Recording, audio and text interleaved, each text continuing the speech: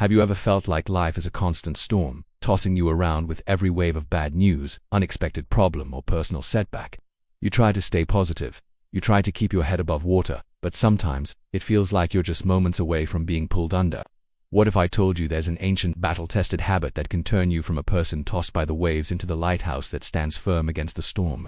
This isn't about suppressing your emotions or pretending problems don't exist. It's a simple, yet profound, Stoic practice that builds a core of unshakable inner strength. And by the end of this video, you'll know exactly how to use it to transform your own life. So, what is this magic habit? It's called the premeditation of evils, or in Latin, premeditatio malorum. Now, I know what you're thinking. Premeditating evils. That sounds incredibly negative. Why would I want to think about bad things happening? And that's a fair question.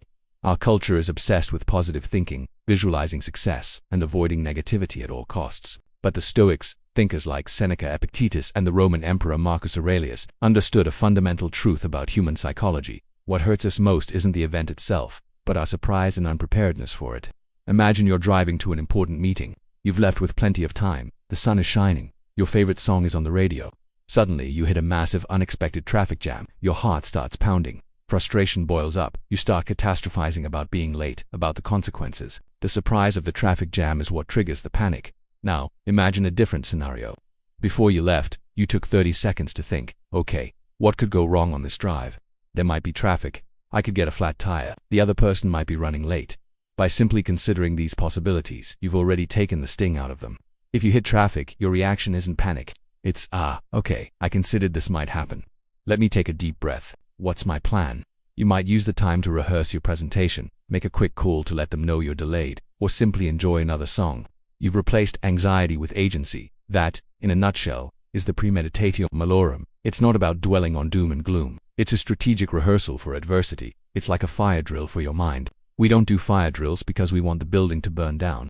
We do them so that if it ever does, we know exactly where the exits are, and we can remain calm and act effectively instead of panicking. The Stoics applied this same logic to all of life's potential fires. The great Stoic philosopher Seneca wrote extensively about this in his letters.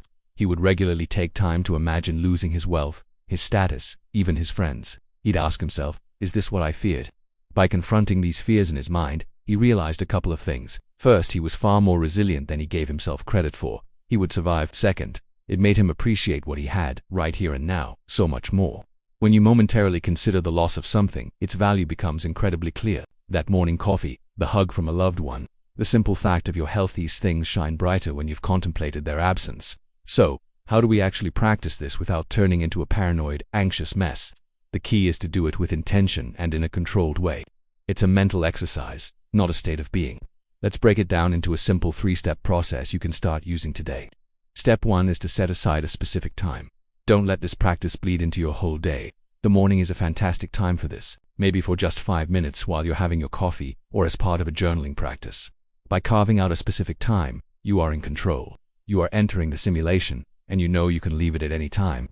Marcus Aurelius did this every morning. He would tell himself, today I shall be meeting with interference, ingratitude, insolence, disloyalty, ill will, and selfishness. He wasn't being pessimistic. He was preparing himself. He was immunizing his mind against the potential frustrations of the day so he could meet them with grace and understanding rather than anger and disappointment.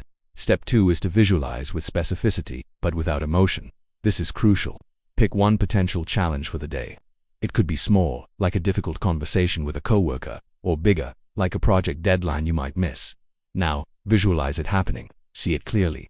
But here's the trick. Observe it like a scientist. Don't get swept up in the imagined drama and anxiety. Just note it. Okay, the client might be unhappy with the proposal. That is a possibility. The goal is not to feel the fear, but to recognize the fear and see the event for what it is, an external event, separate from your internal response. Then, you move to the most important part of this step. You plan your virtuous response. Ask yourself, if this happens, how will the best version of myself respond? How can I act with courage, with patience, with justice, with wisdom? So, if the client is unhappy, your planned response isn't to get defensive. It's to listen patiently, ask clarifying questions, and respond with a calm, problem-solving attitude. You are preloading your best self. You're deciding in advance that you will not be a victim of your knee-jerk reactions. Step 3 is to release and appreciate. After your 5 minutes of premeditation, you let it go. Mentally close the simulation. The final part of the exercise is to look around you and feel a wave of gratitude for the present moment.